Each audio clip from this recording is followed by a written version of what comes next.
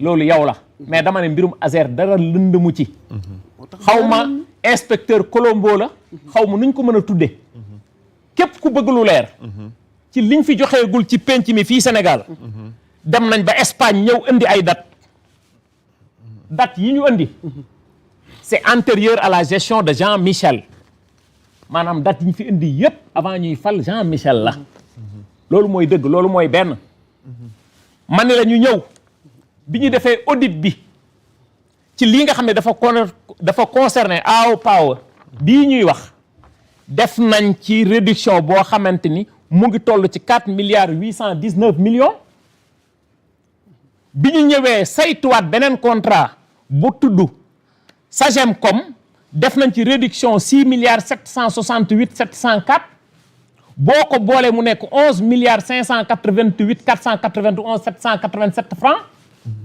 mani la lii bokkul ba tey ak le nombre de villages yi ñu électrifié te kenn yokk ci benn dërëm village yooyu mu ngi toll ci 534 villages yaa ngi may dégg yaa Moussa bu baax 534 villages yoo xamante ni boole nañ ko ci bokkul woon ci liggéey bi nga xam ne dañ ko waroon électrifié loolu boo ko xoolee dafa waroon a toll ci 26 milliards yu war a génnaat ci gafaka état pour war a dem ci 534 yooyu maanaam 26 milliards yi électrifié nañ ci 534 villages te état génnewu ci dërëm loolu bu dul renégociation lan mooy renégociation. fu 37 milliards yi jógee. waaw 37 milliards yi nag da ngay laaj ki ko wax. loolu kooku ngay dem laaj ko.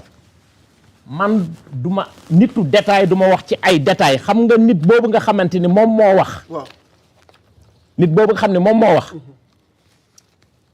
lii état continuité la. Babacar dellu zumaale. état continuité la. lii bordereau la. waaw tourné ko Babacar. dafa ndànk rek. lii bordereau la. Babacar ayca may ñu zoom. yaa may dégg baax. moom étant ministre de l'énergie de l'époque. c'est un bordereau. de quoi. de contrat de recherche de partage de production ci lii nga xamante ni moom moo concerné Oranto Petroleum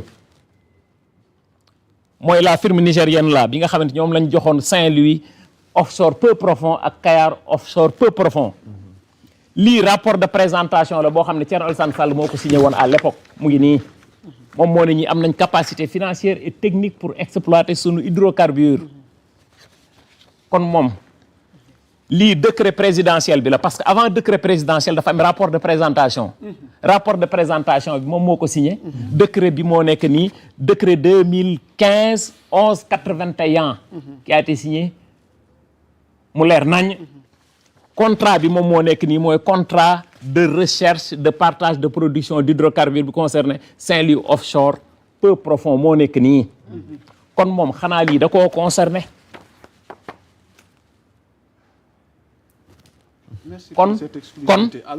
kon nañu bàyyi caaxaan yi wax sur l'essentiel état continuité la mais ku nekk ak lay sa wàll beneen bi may wax ni beaucoup de zones d'ombre dañ koy leeral tey blogu Saint-Louis offshore profond ak Kayar offshore profond mu nga tàmbalee ci affaire Petro-Tim Petro-Tim ñu ngi ko créé le 19 janvier 2012 aux îles Caïmans sous le registre 265 741 avenue Georgetown. Petro-Tim boobu sax laa la doon bëgg. yaa ngi may dégg le 19 may ma rek foofu la jógee îles Caïmans le 19 janvier. février mars avril mai juin. 6 mois après. ñu am ñaari rapport de présentation yi moo nekk nii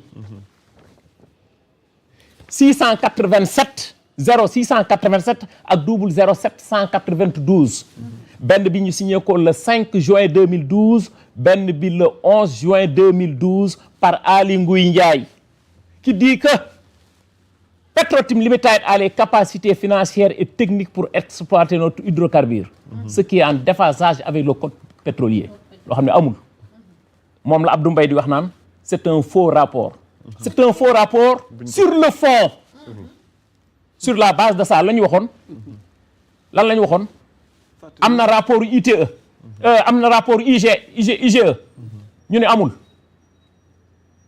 porte-parole du gouvernement de l'époque du ma ko fàtte loolu Seydou Gueye ngeen taxaw ne y a part d'un rapport de l'IGE barki démb PM premier ministre état continuité la yàlla du nit addunaay dox di dox ba 2026 ñu ne rapport bi mu ngi nii dañ koo génne woon ci circuit bi mais le rapport de l'IGE est là leer na la leerul sur la base de ce rapport ci la Macky Sall jël ñaari décret 2012 596 2012 597 qui a été signé le 19 janvier 2012 ni leen jël leen doxal leen jox ko Petrotim dawal ba 2012 jeex mu ne woon day def sismique 3D mu ne woon day gas ay teen d'exploration teen yooyu mu war a gas bloc bu nekk 24 milliards la muy 48 milliards loolu yëpp defu ci dara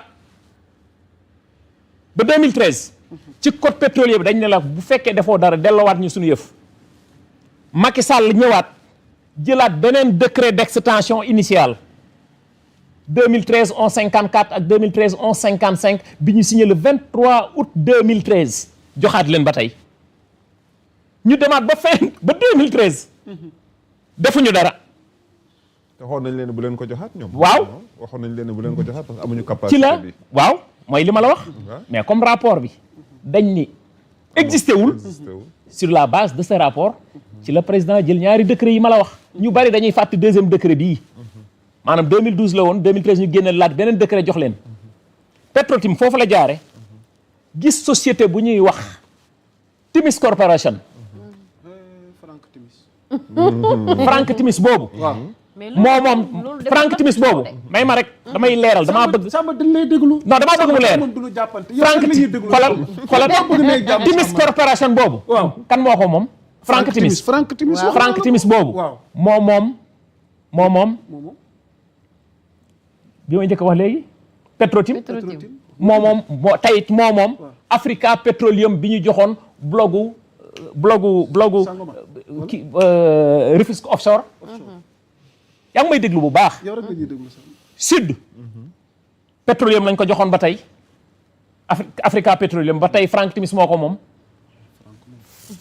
Petrotim may ma rek Ndiasse bi ñu jëlee 90% par Petrotim jox ko Timis exploité bu dee jaay pour jaay rek ñun mën nañoo jaayal suñu bopp bu dee courtier pour courtage kese mën nañoo nekk courtier am ci dara foofu la Timis Corporation jël sunu alal 90% dem jël 60% jaay ko Cosmos Énergie la firme américaine jël 30% jaay ko BP ñu dem ba ci yàgg Cosmos bi amoon 30% jël 30% jaay ko BP kon léegi BP lu mu am 60% moo tax bloc bii nga xamante ni moom mooy suñu digganteeg Mauritanie BP nekk actionnaire majoritaire moo tax coow li ngay dégg fii naan teraanga yaakaar moo tax BP nekk fa actionnaire majoritaire kon kay loolu démb la loolu mooy coow Petrotim Aliou Sall bi nga xam ne déggoon nañ ko léegi nag question bi may posé ñoom question bi ma leen di posé ñoom kulu yi nañu wax transaction yi yëpp am diggante Petrotim bi jox Timis Corporation Timis Corporation bi jox BP Timis Corporation bi jox Cosmos Cosmos bi jël jox BP ñaata la ci état bu Sénégal am waaw cela veut dire que ni xoolal courtage mënul weesu loolu il n'était que des courtiers te ba pare ma may la benn affaire dafa am ku leen porté woon au Sénégal muy Petrotim Sénégal créé le 4 juillet 2012 société anonyme unipersonnelle au nom de Aliou Sall ku bokk ak président de la République ndey ak baay kon bu ñu toogee tey di wax naan bloc yi tey lu jig njaaga ñoom ñooy njaag ni ma ko faral di waxe ñoom il doit raser les murs il doit être les derniers à parler dans ce pays après nag ngeen bàyyi Macky Sall bu ma neexee man mën naa koo jàppe haute trahison loolu dinañ ci ñëw nañu ñëw ci renégociation bu ñu jógeegul ci dinañ ci ñëw kooku décision politique la nañu ñëw ci renégociation contrat yi ak convention yi. waaw temps yi kat yaa ma laaj ci lan la ñuy wax. renégociation yi la ñuy wax. maa ngi ci de. wax kay parce que ma dégg nga may dugal ay saa ñu bàyyi ko mu jël vol ak dem ak yooyu nangam ak nangam loolu tax man la loolu benn affaire la. parce que dama nekk di leeral lii. tey jii Ovidiu Tandeur. du ab romain. blogu Saloum kan lañ ko joxoon du moom lañ ko joxoon. ak Sud Offshore. ma nga prison tey Roumanie ñan ñoo ko joxoon du seen régime ñoom. seen régime boobu. xanaa kon tey jii Thierno Alassane Sall moom kon tey bi mu ñëwee moom fekk fi loolu. moom loolu da koo concerné kon moom. waroon na noppi. lan moo tax moom jooyantewul kon loolu. nañu bàyyi caaxaan yi ñii foowuñu fooluwuñu. il travaille dans une maison de verre ñoom ñoo ni à la face du monde gàcce la sax ay nit taxaw ni même bu doon dëgg la y a une dette cachée sax waruñu koo wax. ñun ñu am courage jàkkaarloog la face du monde wax leen dëgg. loolu mooy dëgg kuñ ciy fekk ñu ci kuñ ci bàyyi ñu ci suñu dëgg. loolu mooy dëgg nit ku jub. le chemin le plus sûr c'est la droiture waxal nit ñi dëgg. nous préférons tabax réew moo xamante ne dañ ko teg ci fondement yu wóor yu dëgër këcc que de bâtir sur du sable mouvant. tey jii est-ce que Sénégal dañu nekk sous perfusion FMI. FMI dafa am lu mu fi dugal. déedéet. en 12 ans soo xamee nga wax ma ko te loolu dama leen koy laajaat ñoom waa alliance des pilleurs de la République.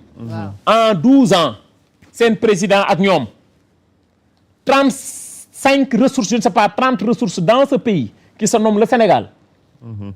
nañu wax lan lañ fi état ak ay doomam industrialisé. ñoom koy contraire bi lañ def industriel lañ jaay.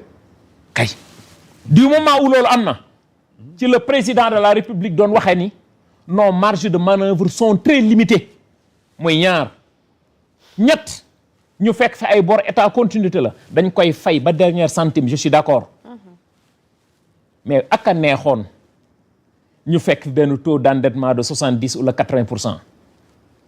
li ñuy fayee bor yii te teewul ñu ngi fay salaire teewul ñu ngi wàññi le plan de redressement socio-économique endogène. may faral toujours di ko endogène. du moment où nous voulons des économies endogènes et non exogènes sur la base de ça le premier ministre taxaw di man lii laa bëgg yore sama réew ci wàllu koom jël lépp centraliser ko au niveau de la primature am ci un œil directeur. surfacturation jeex na ci réew mi commission rétrocommission jeex na fi l'élargissement de l'assiette fiscale loolu la ñuy yoree réew ki war a fay bu fekkee ñun plan de redressement socio-économique bi laal na la yow yaa Moussa laal ko moom laal Ndiassa laal keneen ak keneen massa ñi nga xam ne dañuy def ay chiffres d'affaires des centaines et des milliers de milliards nekk ci réew mii kon jàpp nañ ni dafa am lu ñu war a yore réew mi tey ñoom bu leen neexoon ni duñu wàññi essence ak gasoil 75 par litre boo koy xool li ñu doon utiliser c'est plus de 136 milliards yu waroon a ñëw ci gafaka état jël ko delloo ko askan bi. macha allah ceeb diwlin suukar. ba récemment li mujjee lan la 50 francs yi nga xam ne wàññi nañ ko ci ceeb bi. 50 kilos bi ñëw moins de 2500 francs. loolu du yërëm askan bi. premier ministre jël responsabilité ni ministère des forces armées maanaam fu camp militaire nekk. ministère de l'intérieur.